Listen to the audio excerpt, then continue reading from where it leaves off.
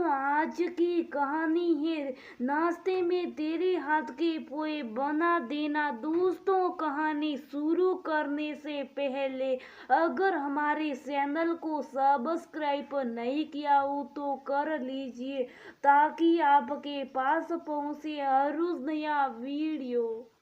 रीतू 15 दिनों के लिए मायके रोने आई है। सुबह की खटपट से उसकी नींद खुली। मम्मी बाहर चबूतरे की झाड़ू लगा रही थी।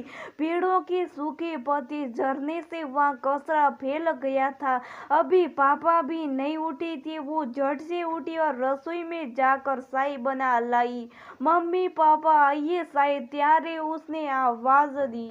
रीतू की मम्मी खुश होगी, आज तो मजा आ गया। इतने दिनों के बाद तेरे हाथ की चाय पी है। रोज तो मैं खुद ही बनाकर पीती हूँ, अब बेटी आ गई है तो थोड़े दिन आराम तो मिलेगा। रीतू, नाश्ते में तेरे हाथ के पोहे बना देना। बड़े महीने हो गए तेरी मम्मी के हाथों के पोहे में वो स्वाद नहीं है जो तेरे हाथों में। रीतू के पापा ने कहा।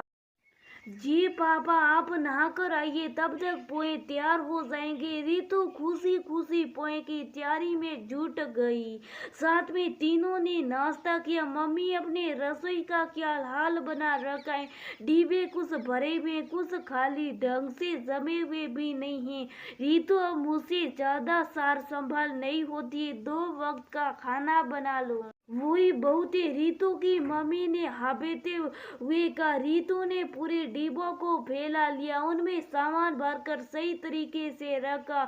उसमें 1 बज गए। बेटा, बाकी के काम बाद में कर लेना, पहले खाना खा ले। अब तेरी भाभी तो साल में होली दिवाली आती है, उसे तो घर से कोई मतलब नहीं, मेहमान बन के आती है चली जाती है। मुझसे अब इतना काम नहीं होता है। अगली सुबह रीतू ने ऊपर बने स्टोर रूम को संभाला, सारे बेकार का सामान निकाल कर कबाड़ में बेचा, काम के सामान को कार्टन में पैक करके रखा, उन पर नाम लिख दिया ताकि जब भी जरूरत पड़े सारे सामान को फैलाना नहीं पड़े।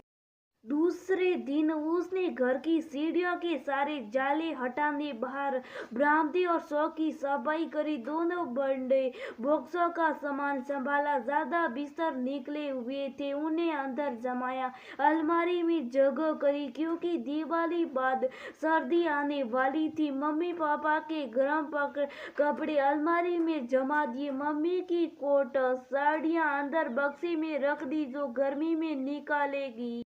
रसोई में जितने भी अलग से बर्तन थे उन्हें स्टोर रूम में रख दिया ताकि ज्यादा बर्तन फैले ना रहे। हर दिन रीतू कुछ ना कुछ काम लेकर करने लग जाती है। कभी मम्मी पापा को उनकी पसंद की डिश बनाकर खिलाती तो उसे अच्छा लगता था। मम्मी पापा दोनों की अलमारी जमा दी, अलमारी में नए कपड़े साड़ियाँ भी अच्छे से प्रेम करके जमा दी और जो कपड़े पुराने थे उन्हें निकाल दिए। मम्मी, ये इतना सा अचार इतने बड़े डिब्बे में क्यों भर रखा है? रीतू ने उसे छोटे डिब्बे में खाली कर दिया।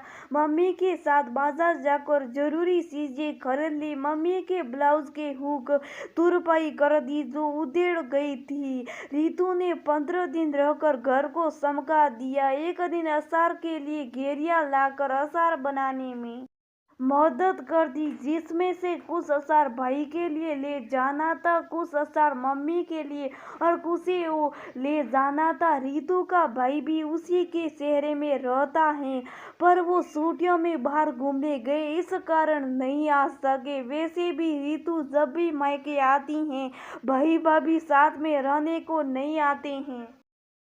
रीतू भी यही सोचते कि भाई भाभी ना आए तो ज्यादा आजादी से मायके में रह सकती हैं, मम्मी पापा की सेवा कर सकती हैं। रात को जब बैठे थे रीतू की मम्मी बोली, अपने घर भी काम करती आधी यहाँ भी लगी रहती है, थक जाती होगी।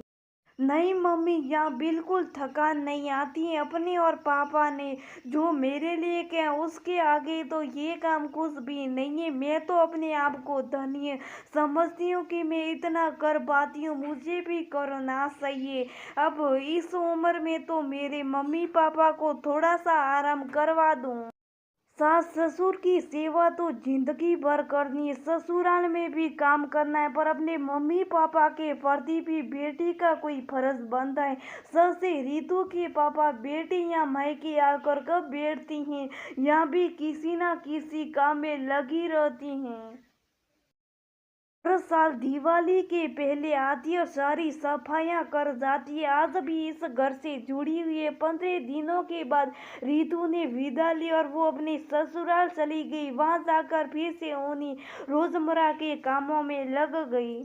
एक दिन पड़ोसन ने कहा, मायके में 15 दिन आराम करके आ गई। ये सुनकर रितु मुस्कुराई।